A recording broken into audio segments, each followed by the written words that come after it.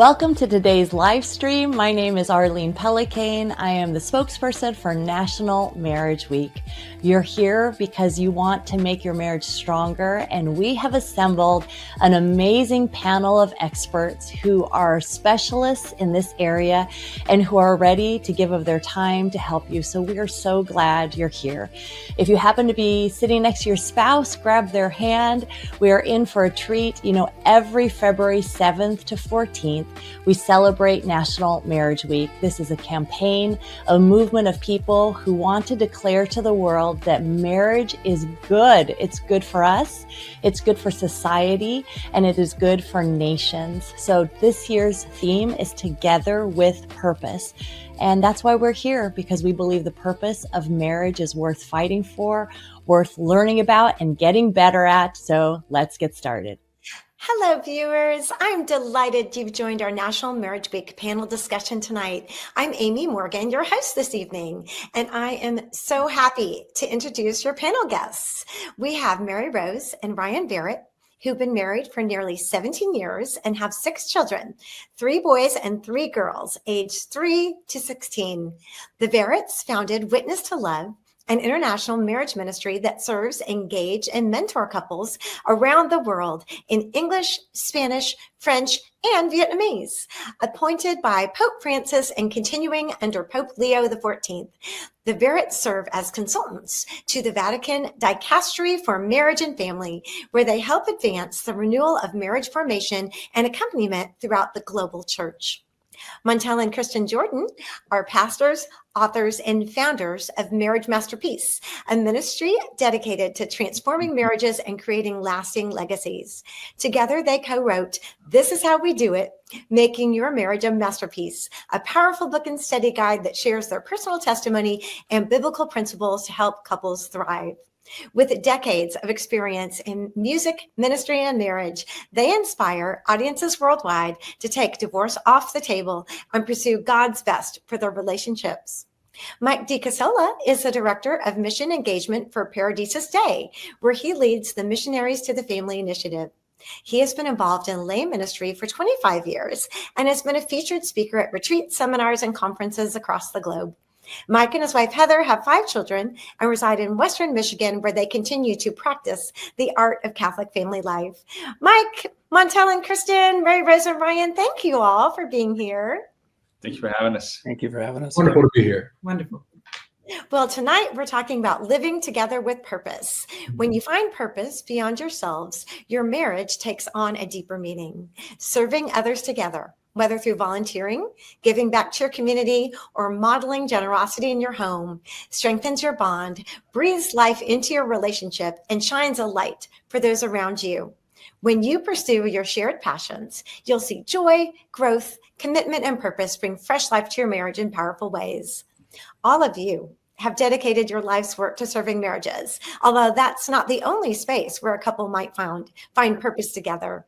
And I think the best way to start would to give us an idea of the ways you serve. Mary Rose and Ryan, would you give us a brief overview of Witness to Love, the program you created? No, definitely. So we just observed in our experience, preparing for the sacrament of marriage, that everything was just very I don't want to say canned, but it was so, somebody you didn't know behind a podium, or somebody online, or somebody you'd never see again, was supposed to be the one responsible for intentional, intimate, ongoing conversations. And so many of our friends were getting divorced at the time we were getting married, and even family members. And so we interviewed hundreds of couples to try to understand where things broke down. And it really was that the person they were going to for advice was someone they trusted, but it wasn't somebody that the church had involved in the marriage preparation process. And so it was to turn everything upside down and just say, hold on, who are they going to? Let's reframe the conversation. So we've worked with thousands of couples and parishes since then, and just really being intentional about accompaniment and mentorship that somebody's going to stay in their life. Well, and you said, could you unpack that a little bit more? They choose a mentor, right? Instead of just watching something? Yes. So what we recognized was is that you can only grow in a relationship where there's attraction, relationship, and trust. So, and virtue is the way that you're going to grow as a person and in a relationship, especially in a marriage, right? And so if you don't trust someone, if you don't admire them, if you're not in a relationship, you can't learn from them either.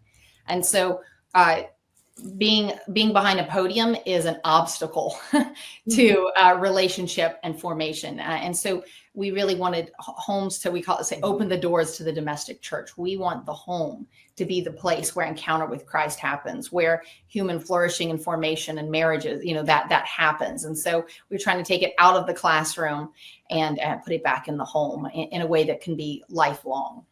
Mm-hmm. And your couples get to choose their own mentor, correct? Yes. So that is we call it like the unique secret sauce. There's no other mentorship program where you choose your mentor. They're always, people, and we did this before, Father and I would put our heads together and we'd say, okay, these 5 couples are amazing. Let's train them. They're going to walk with couples. But we saw again and again and again that after the wedding day, that is not who they were turning to for advice. And unfortunately, that's just the way things have always been done. And so we know mentorship's important, but if it's not somebody who's been with them and will continue to be with them, it just doesn't bear the same fruit. And the only time it works out is when they just happen to have things in common, or they just happen to have some sort of synergy. But instead of relying on serendipity, we really want to rely on the Holy Spirit and what he's put in people's hearts already, and the relationships that God has put in people's lives. So it's a little bit of a wild card for a lot of people. When they first hear it, they're like, whoa, like the books are nice, the movies are nice, but like, hold on, this is a big risk. And it is, but the fruit we've seen is incredible. So we stick with it. Well, I'm glad you brought up the fruit, because you've seen some great results with the better connection to church, faith strengthened, and even some lower divorce rates. So it seems to be really gaining some traction. You said that authentic discipleship only moves at the pace of friendship. Mike, that's a sentiment that's echoed in the mission of Panelists Day. How does that friendship play a part in the evangelism plan for missionaries to the family? Yeah, it's a great question. Our founder, Steve Bowman, one time told me that the evangelization plan for missionaries to the family is friendship, that's what it's about. And so when you hear what was just talked about in this idea that, young couples are getting married and they're going off and they don't have like a community to go into, there's no one to walk with them and mentor them. And so what missionaries is attempting to do is to actually create communities of families that are dedicated to living what we call the spirit of Nazareth in their home, and then walking with families. St. John Paul II, who's just this great champion for marriage and family life, said going back as early as the 1950s that, that young couples, it would take young couples, heroic virtue, if you will, in order to live out a strong Catholic family life. And so what we want to do is we want to take couples and say to them, how do you live this authentic Catholic family life to start with? So before they can go out and be friends with others or mentor other couples, they first have to have that in their own home life.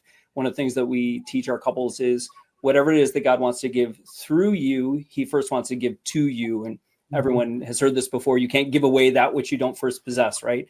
And so what we do is we inspire couples to go on a 1-year formation program with us. It's a very intense formation program. We teach them the theology of the Catholic Church, along with how to actually live what we call the spirit of Nazareth in their home. So for a whole year, we ask them to not go out into the mission field and try and mentor couples or walk with couples or create community.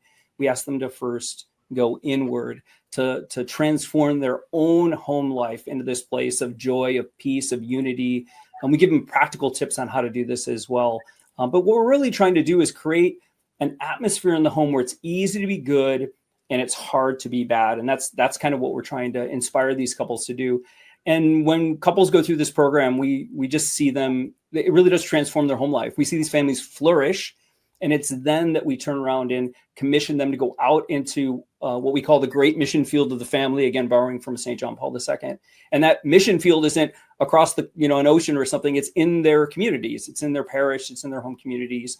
And that can be in the form of working in marriage preparation on behalf of the parish. But ultimately, our goal is for them to invite people into their homes. And the reason we say that the evangelization plan is friendship is that we simply want people to come and see what it looks like to live this authentic home life. And what you find is that when people see families living this way, it's just so attractive to them. It's that family that you see across from church where you go, I don't know what you guys are doing, but I want some of that.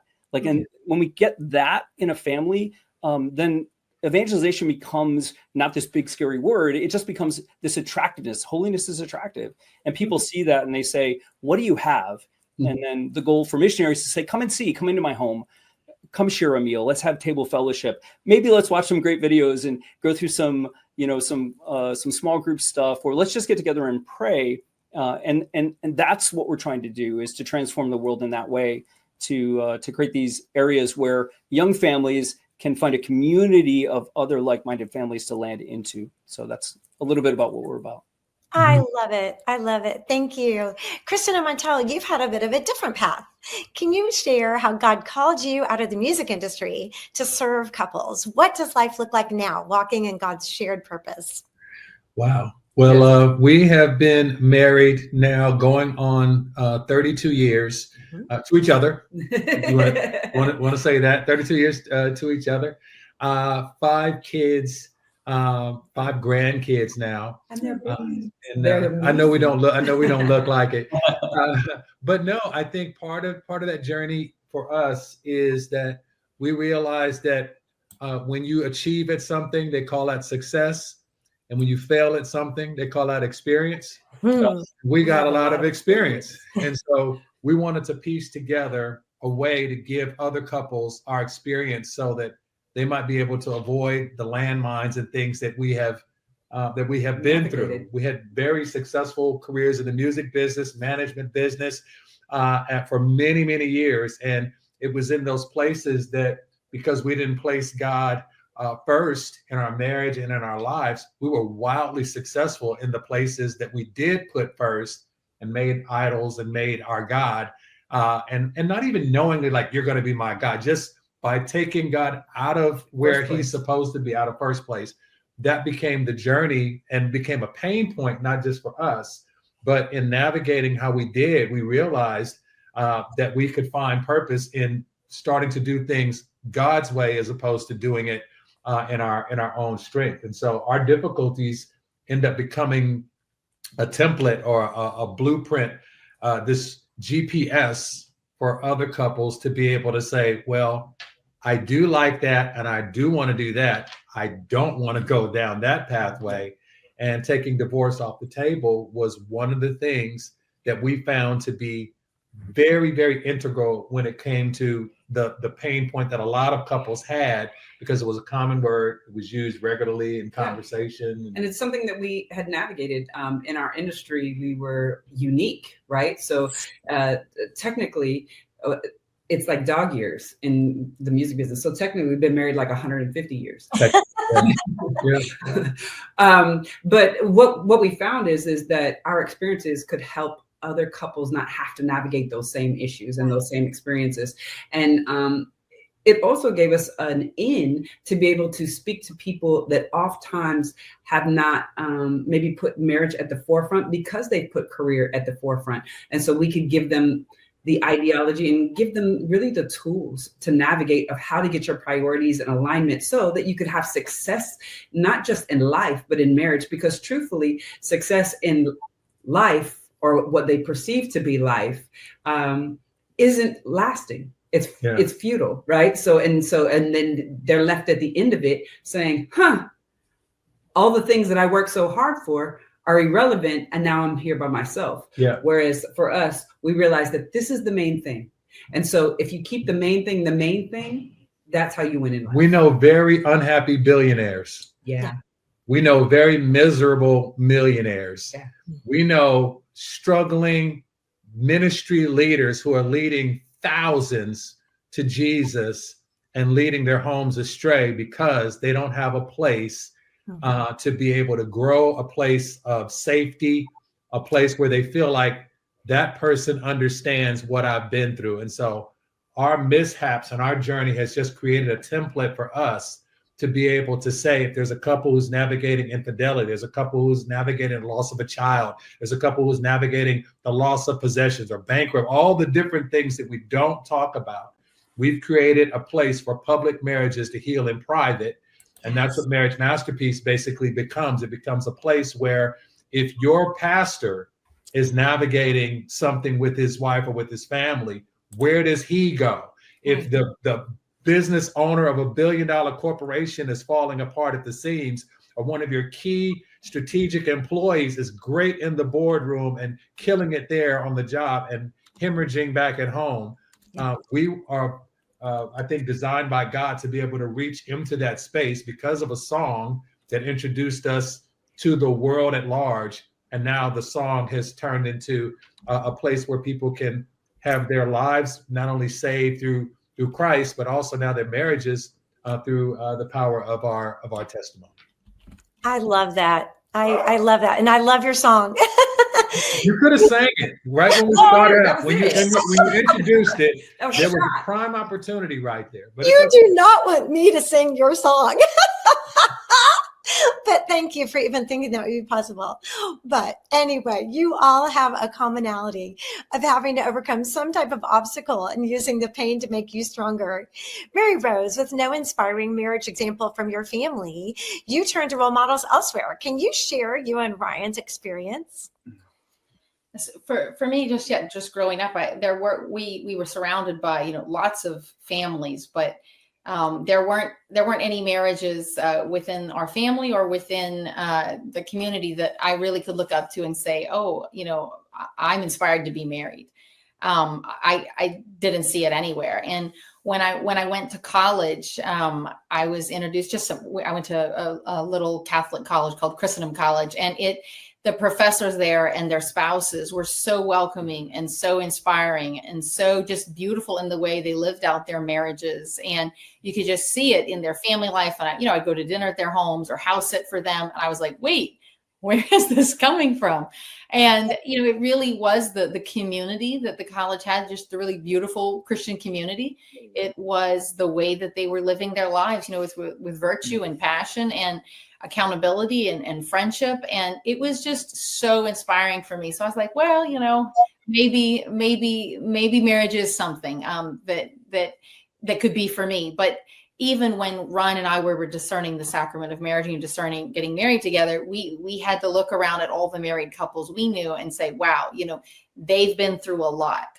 They're beautiful. Like we can learn from them. We can, learn from their mistakes. And they were willing to journey with us. But so many couples we've spoken with, they have nothing. They have no one. It's all marriage is up on a pedestal or in a soap opera or, behind a podium. They don't have real people they can connect with. And so even in your family. Yeah. I mean, I have to say after a little bit of a commercial break, but being here with Kristin and Montell and having the song in the back of my head. You're welcome. that I grew up with.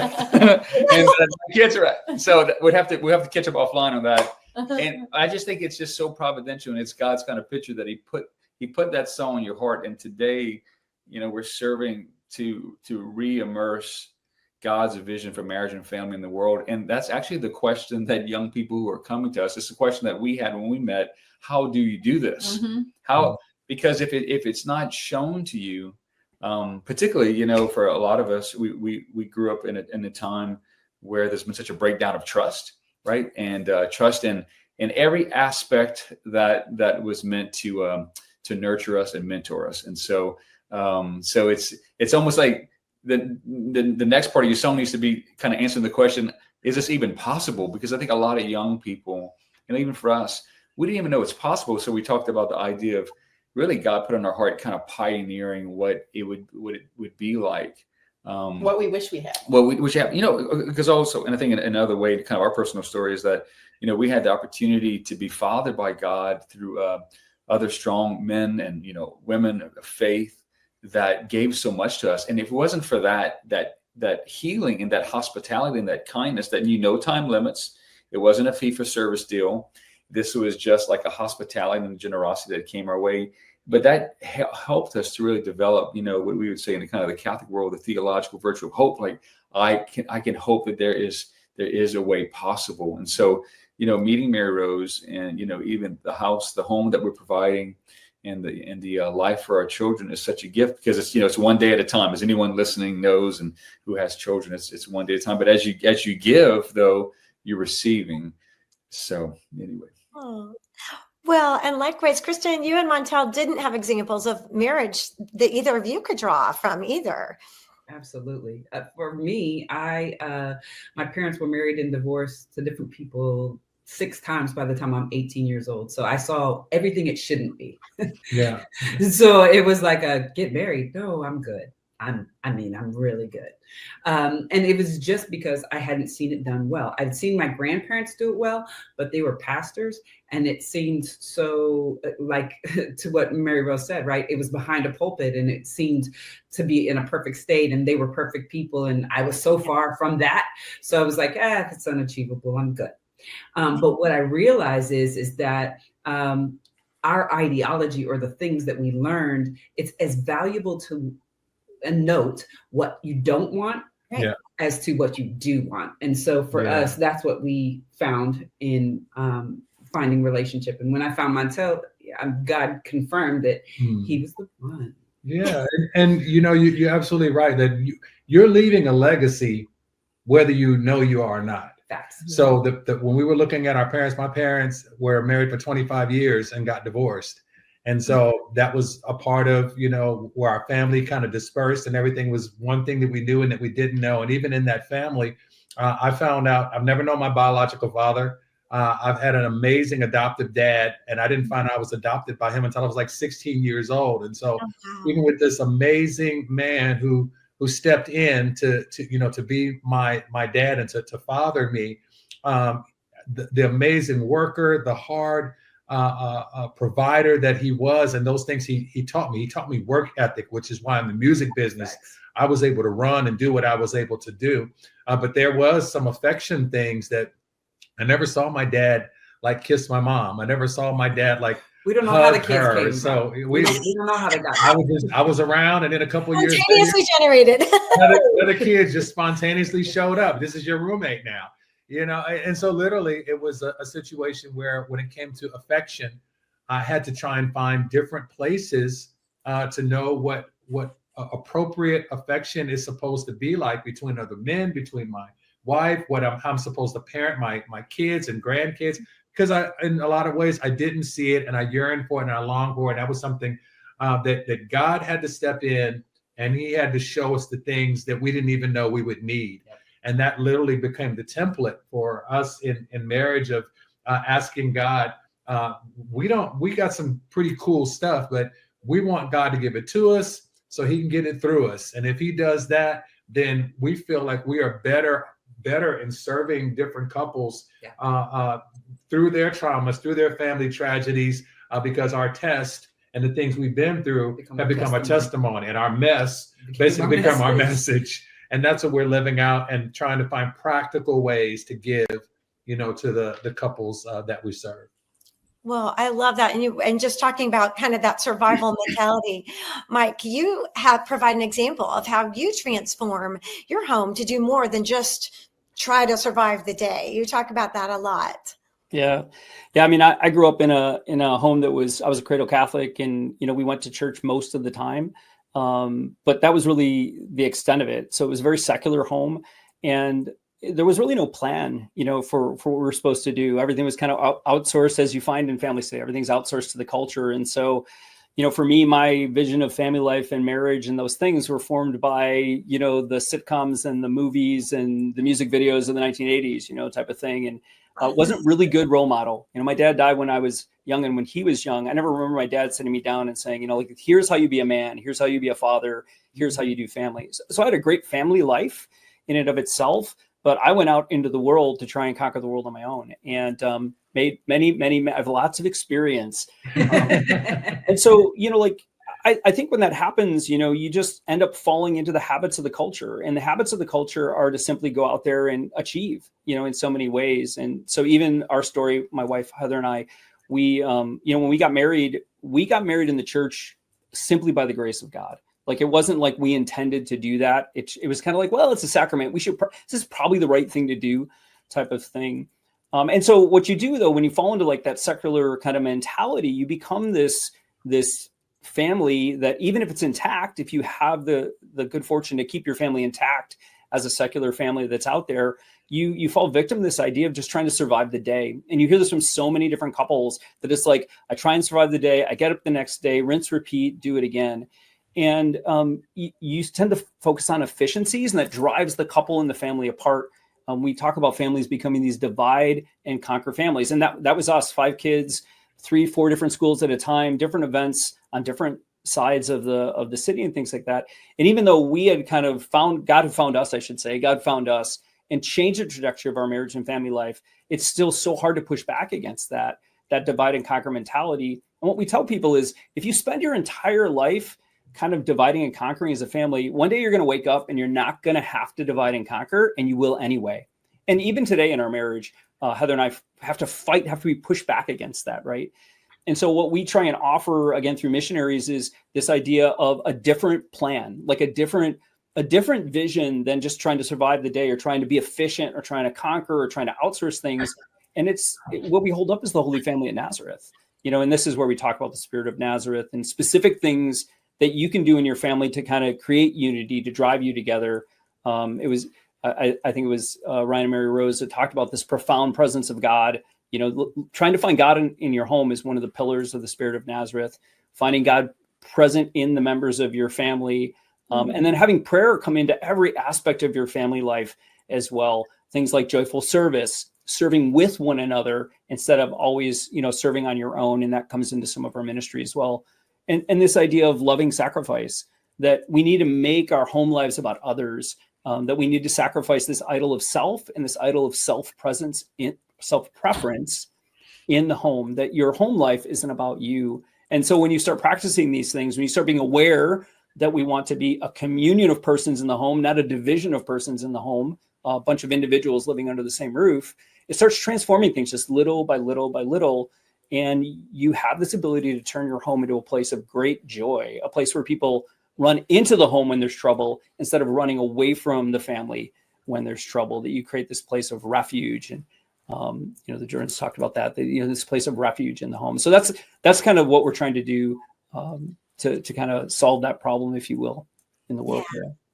Well, I thank you. I'd like all of you to share a little bit about why you love the work you do and how working together strengthens your marriage. Mary Rose, I was so encouraged when we talked earlier and you said, this work is fun, and your eyes lit up. So let's talk about that. Why do your eyes light up when you talk about your work? Well, no, it's a great question. There's obviously not every day is fun, but most of what we do is fun. We get to have conversations like this. The Vatican consultant role that we serve on, we get to have conversations with couples all over the world. Sometimes it's in person, sometimes it's on Zoom, but the struggles everywhere, they're the same.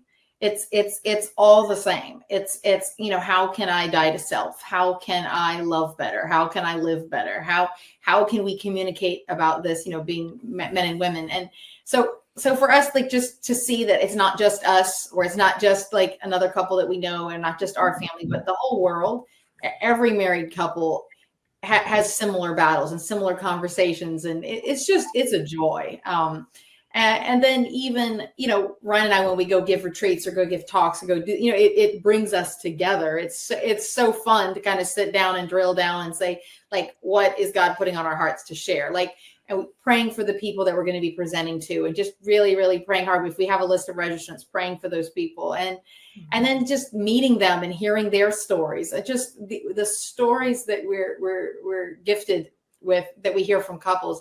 We can see God working in other people's lives. I mean, thousands of couples, and I'm like, man, God is full of surprises, and it's beautiful. It really is. There's a saying I always kind of like to go back to. It's from an early Christian saying. They said, the glory of God is to see His creation, to see man fully alive. Mm-hmm. And I think, early on in a conversion awakening I had, I discovered John's gospel. And that line, from John 10:10, that Christ came that we would have life and have it abundantly. So I think anytime we have the opportunity, just think the work that we all get to do, and everyone who participates in this, we're doing something that's so life-giving in the world. We're living in time, where Christ's light, to me, shines so much brighter than it's probably ever has, maybe since the early church, just because of the way the culture is, like Mike, we were talking about. And so to be able to serve that, I mean, it's, we get up earlier on here. I was up this or like really early, like before 5 a.m. It's just, but yeah, it is, maybe it's just our stage in life. It's the only time you can find some quiet, but it's, there's so much good to be done, and to be able to to serve, alongside Christ in the world, gives a lot of joy. And I just think, seeing the possibility of what's possible for young people today, in a moment where so many people feel lost, isolated, just the loneliness rates and the epidemics, and to see actually the possibility of community and friendship evolve is a great gift. And we also, we don't want it just for ourselves, but for our children, right? We want to, I think God is probably everyone who's listening and participating. When you see your children, that kind of light in their eyes, I mean, doesn't it just give you so much hope that you're giving them something that only we can provide to them? Mm-hmm. Oh, I love that. I'm glad you brought up children, because Mike, you've talked about the younger generation not desiring to have children or get married. How is your work be kind of the foil to that, to counteract that? Yeah, it's interesting because the culture has been trying to, for a long time now, they've been trying to sell young people on this idea that marriage and family get in the way of happiness, right? And there's a great book out there, I'll plug it, it's by Dr. Brad Wilcox. It's called Get Married. And he talks a lot about all the data, what's being said, and how actually the data points completely the opposite way, right? That if you want to be healthy, happy, and wealthy, you should get married, stay married, go to church, eat 5 meals a day with your family at home.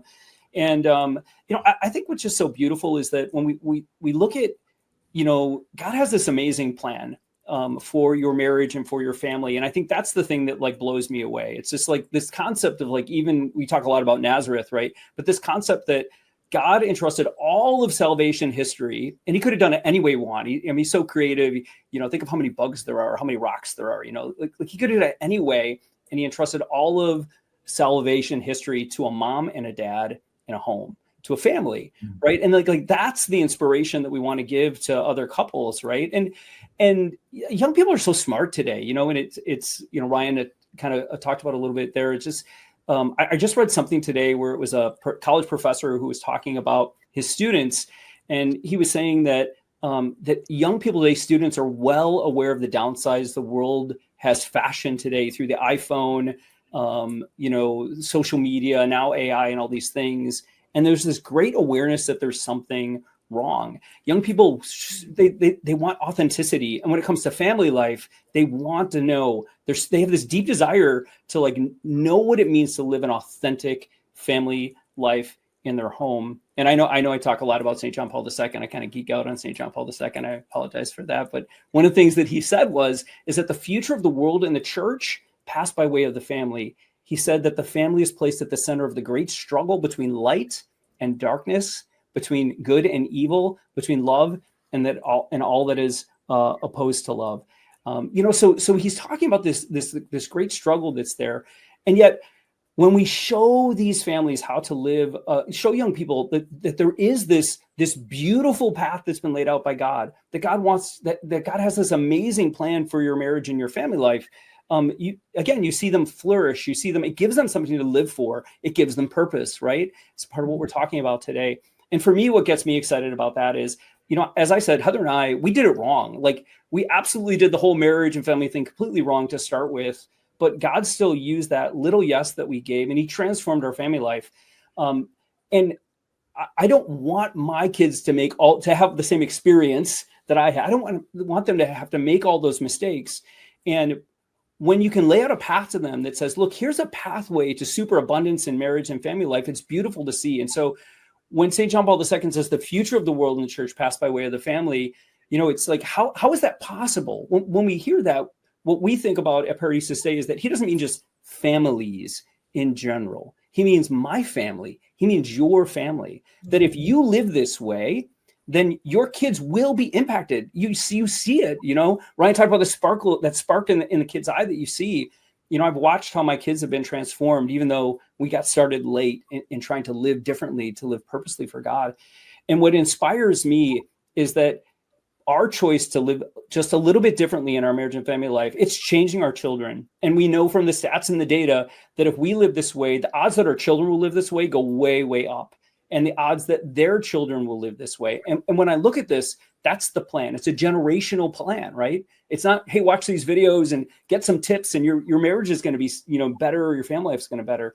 Like, this is a generational, this is generational purpose, that if you can impact your children, you're going to impact your children's children's children's children, and not just your children. But if you live this way, like the 5 families to your left and the 5 families to your right, I don't know if the left and right work there on the video, but like that's what's going to happen. This is what you can do simply by living an authentic family life. You have and this is how your family can change the future of the world and the church. And that's why I do what I do. It's just beautiful, because it's in so many ways saved our family, and I want to help that save as many families as possible. Oh, I love that. Well, this next question is for all of you. Speaking of families, how do you keep from getting so enthusiastic in your service that you leave your family behind?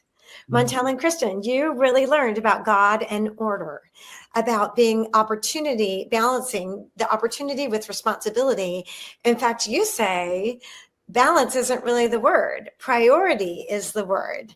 So let's talk about that. You have a great story about how you really gave life to that. Well, it's critical. I think what we need to understand is that a lot of times the world will tell us that we need to balance things. But the truth is that when we balance things, that would mean that each of them have equal weight. In order for it to be balanced, each has equal weight. And you can't tell me that God should have the same equal weight as your job. Or you can't tell me that your wife and your kids should have the same equal value and weight. Because the truth is that at the end of 18 years, when our kids grow up and flourish and do all the things that we've taught them to do, what happens is they leave. They leave.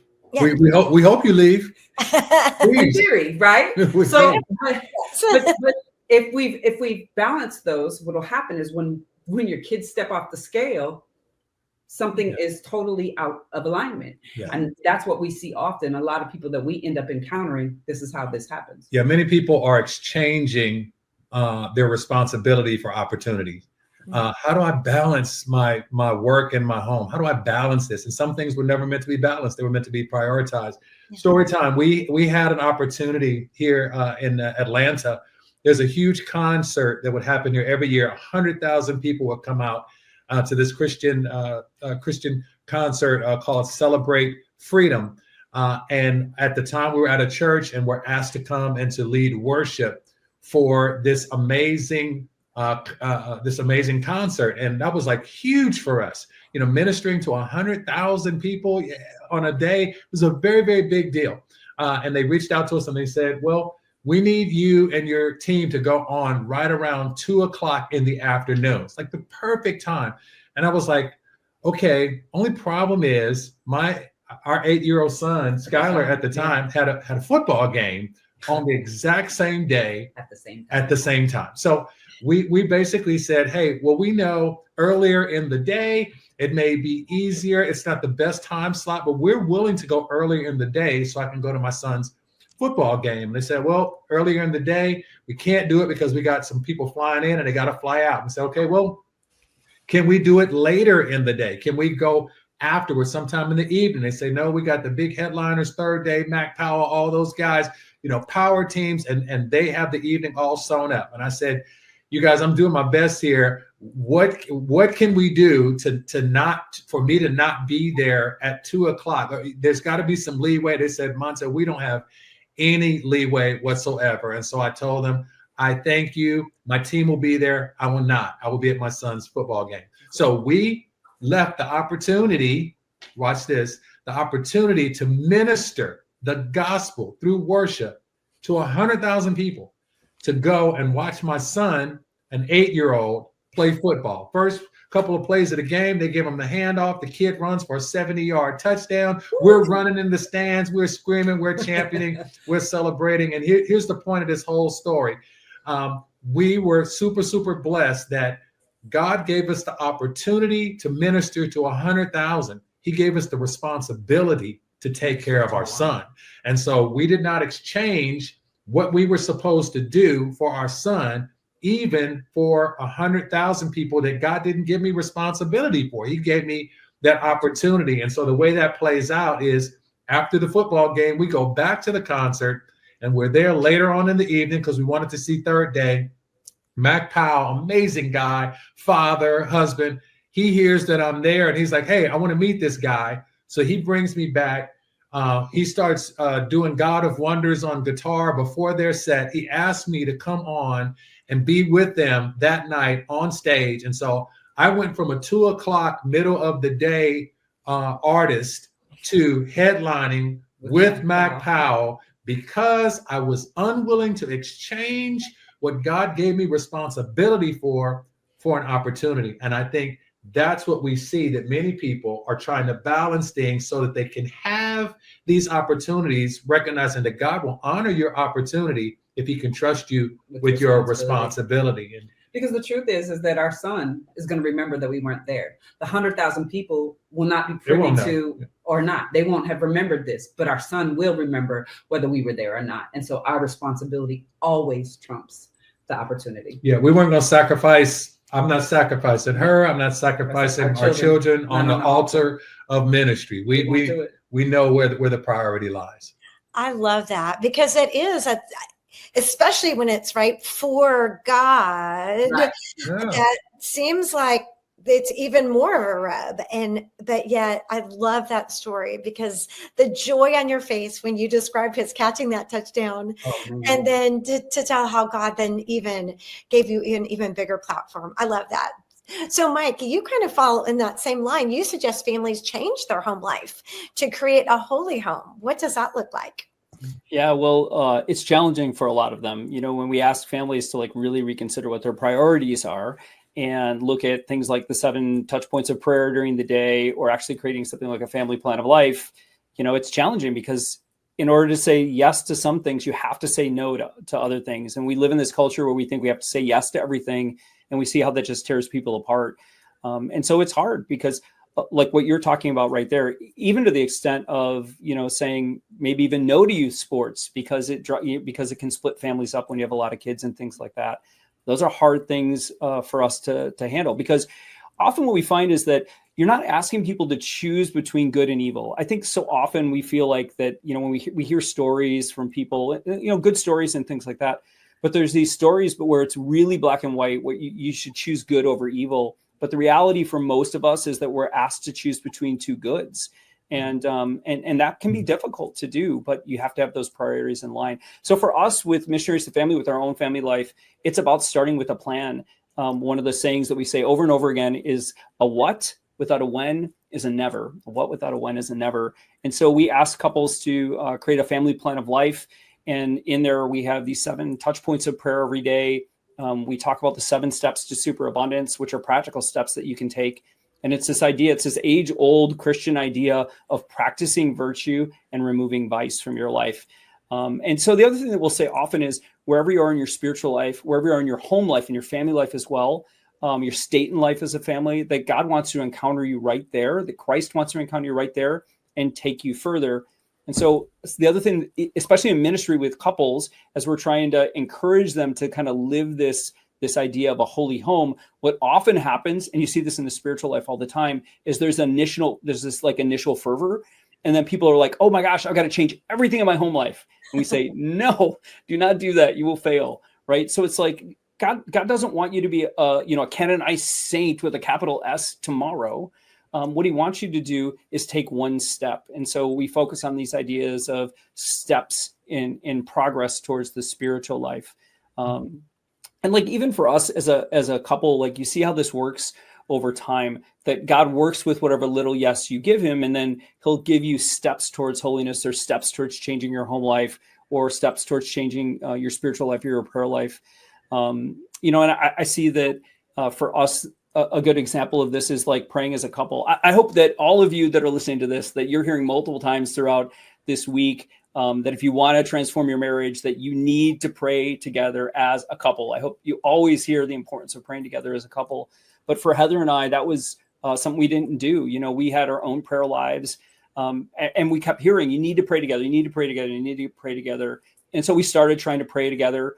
And it was awkward and difficult, and it fell away very quickly. But then we found helps for that. We stayed dedicated to that plan of praying together. We started praying something called night prayer from Liturgy of the Hours together, and that helped for a while.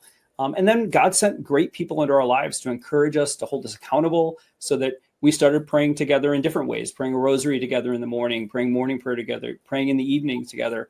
And then when you do these things, I shouldn't say God rewards, it sounds wrong, but like, it's amazing how God will just open up new opportunities to you. So that's like starting way back then, saying yes, making little steps in progress together. And now my youngest son, Joey, who's 14, he's the one that is like our prayer warrior in the house. And, it's like, if we don't pray when we say we're going to pray, he's the one that's like, hey, are we going to pray this? We're going to pray that. And so he kind of keeps us on task. Which if you would have asked us a decade ago if our children would be the ones encouraging us, kind of holding us accountable to pray, we would have said, no way, that's not going to happen. So I mean, God has this beautiful plan, but we need to have a plan. We need to make a commitment, because otherwise we're going to get busy. Our good intentions only last until our cell phone blows up or whatever family tragedy occurs that's going to happen. And so having a plan is a great thing to kind of come back to over and over again, to help you transform, your home life into a holy home. I love that. Mary Rose and Ryan, you talk about your service as a family tithe. Could you share your story of starting your ministry? I know you had your kids all with you. Yeah, and when this started for us, it was just like a hobby at the time. We were just trying in our own community, own small town here in South Louisiana, to just change the direction of young people, the rate that they were divorcing at, and also just increase church attendance. We never we both had other full-time jobs. This wasn't, and again, like we had 4 small children, I think like 8 and under at the time. And so we, first it was just, priest asking another priest to like, hey, can you help them out? And sure. And then a priest would make a donation. If you could just make this video and just show us how to do this. And then, a diocese would be calling, hey, like we have a few parishes, can you come? And before we knew it, again, this hobby, we had 30 dioceses on a wait list for trainings. And we just said, we can't do it. This is not possible. And so a very generous person made a donation for Ryan to quit his job. And we got on the road. In honor of his wife, who had just passed away, which is a remarkable thing. And we just took this very seriously. We were like, okay, how can we? So basically, God's calling us to ministry. And so we have to leave the jobs that we have that were very secure and, benefits, and like they were good jobs, and we were enjoying these jobs. And kind of right out of, God's like, nope, this is where we're going. Like I've opened every door and closed every window. Like this is what you need to be doing. And it was just a very, and I remember we sat down, we kind of looked each other in the eye, and we said, we do not want to have ministry orphans. Everyone at the time that we knew in ministry that had young children was, it was a struggle. And we knew a lot of, people who would tell us older that, hey, if we had to go back, we would have done things differently. Like, yes, we shared the gospel with so many people, but our children don't go to church anymore. Like, and we kept hearing this. We were like, how can we not do this? And, how can we like keep God in the focus, but also be the parents that God has called us to be? And so, we got on the road that first year after he quit his job, and we were on the road 44 days in 17 states, Canada twice, in a minivan with 4 little kids. Yikes. We learned a lot about ourselves. We did. All of us. But the kids will tell you that those memories are like the most important, like that changed their life. And they got to meet all of these other amazing families and pastors and like so the kids, like now they come with us and they help. They're, selling the books at the table, and they're, doing the handouts, and they're, helping in the kitchen and lighting the candles for the date night and babysitting where other couples can come on a date night. Holding couples' babies. So if they had a little baby that they had to bring with them. I mean, it's just, and they know we do this as a family. No, 100%. It's not mom and dad do this and we just tag along. Like they know they're coming to serve, and that they're going to get more than they give. And like, it's just, it's something that God has called us to as a family. And thanks to just so many people's generosity, and people will call us and say, hey, we want you to do such and such. We know it means you're coming as a family. So how can we make this happen? And so there are a lot of things we do have to say no to, because it's not, the kids have an event or whatever, but Every time we say no, it's with a lot of prayer, but like exactly like you said, Kristin Montell, like God's like, okay, I got this. Like it's gonna be okay. But sometimes I feel it's a little test, like, oh, this looks so good. Oh, gotta say no. Yeah. I love that. Well, we're going to switch gears to ask a different question that is one that I think a lot of our people watching might consider. So many couples might feel pulled to serve in different areas. What if you don't have things in common? It's okay for spouses not to be the same. Montell, can you explain how you and Kristin complement each other as well as champion each other in areas where you have different interests? Absolutely. I think I love the way the question is posed, just from the standpoint of there are people out there that may not even function in the same space because God brings unique people together and unifies them, in marriage. And I think one thing that's extremely helpful is for people to understand that oneness doesn't mean sameness. So we are one, but we are not the same. This one is built very, very differently from me. So I do music. I'm a creative. She also is a creative, but she also has a business mind of the different things that she does and creates. She's a prayer warrior. I'm a prayer sleeper.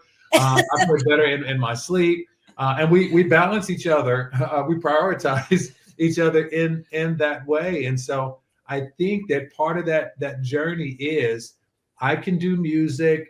I evangelize in that space. I pastor. I do those things. She is a prayer warrior. She pastors. She mentors. She illustrates children's books.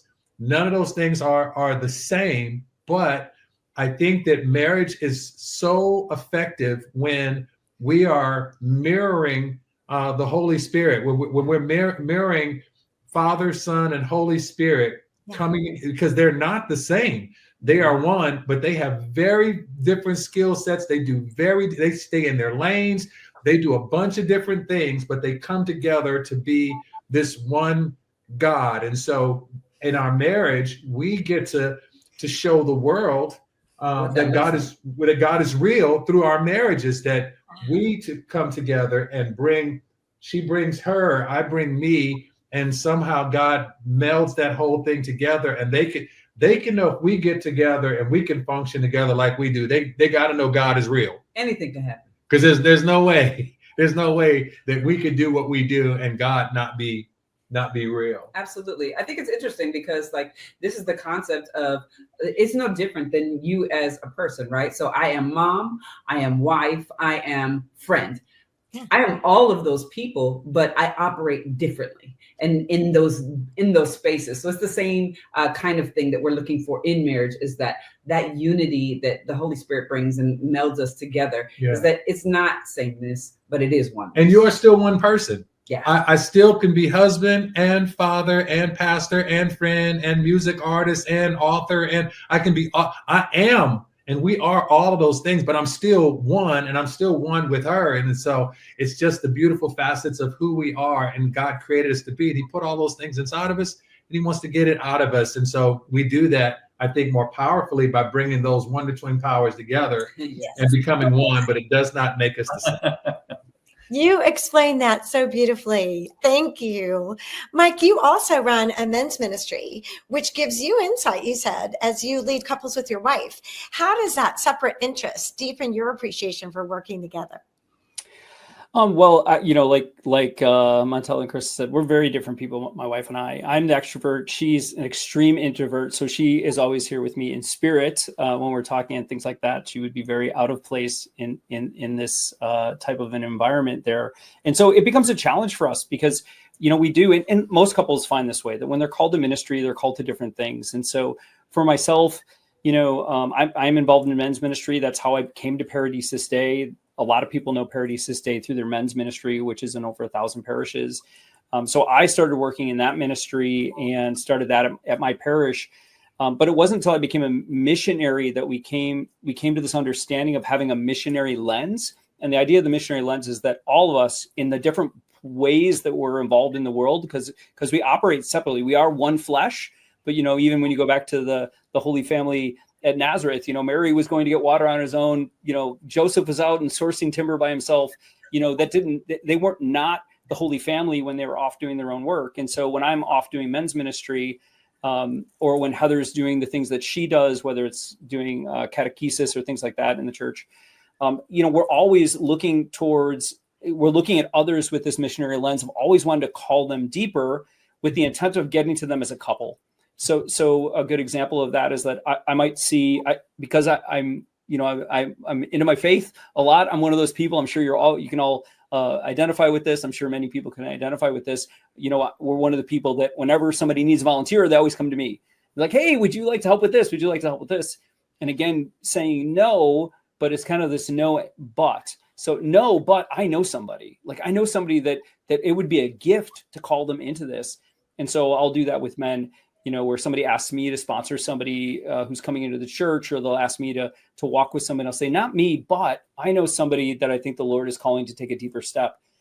But I don't want to leave it there. Like the next, where we want to go from that is like inviting them into our home, getting to know the spouse, those types of things, and continuing to call them deeper, as a couple into things. Because I'm the extrovert, I'm the one that wants to go and run all sorts of big programs and do these big plans and everything like that. Heather is an introvert, but she is so good at investing in people with her presence. And so for me, in some ways, it's like I'm going out and gathering all these people. But if I put one person in front of my wife, she can sit there and just ask them these deep, meaningful questions. And I just watch her do it. She's a master at it. Just asking people these deep questions, drawing them out of their shell and creating relationship with them. Where often for me, I want to run around and do big things. And sometimes I miss being present. And so we complement, like you said, we complement each other so well, and we challenge each other, right? Because she's going to call me out of that kind of, stick and move kind of idea of ministry sometimes. And I'm going to challenge her to come out of her shell, to meet more people and to open our home. So this, and I will say this too about missionaries to the family. If you ask missionary couples, what's the biggest impact of the whole project of this whole initiative of trying to turn your home into a holy home, they will say over and over again, the biggest gift that they've been given is often they do find themselves doing different ministries, but Missionaries to the Family has challenged them to start doing ministry together. And that has been one of the biggest fruits. That before they were just kind of running their own way. Father Peter, one of our chaplains, says they were both heading to the same direction, but they were in different cars. And we want to get them into the same car. Type of thing. And that often that's the gift that the missionary process is for couples as well. I love that. Ryan, you and Mary Rose also have been described as having like two sides of the same coin. Can you explain that? Yeah, I guess we finish each other's sentences sometimes, and I have to get over myself thinking that she's cutting me off. But no, Mary and I get to spend a lot of time, probably like you and your spouses, talking, and the art of the conversation, right? And so, but I think for, at least for National Marriage Week and everyone gathered here, the opportunity for a couple to do something together, obviously, it's just really life-giving, and it's a great blessing. Yes, it's a blessing that, everyone, there's no gaps for our children to fall into, because they're never really guessing what we're thinking, because we're always thinking out loud. So I like that. I'm an external processor myself, so I get that. So, Ryan and Mary Rose, Kristin and Montell, Mike, thank you all for being here. It was such a pleasure talking with each one of you. It was our honor. Thank you so much. Y'all are amazing couples too. It's fantastic to meet y'all. Even Heather, it's amazing to meet her through you, Mike. Yeah. Oh, I love it. And viewers, thank you for joining us for National Marriage Week.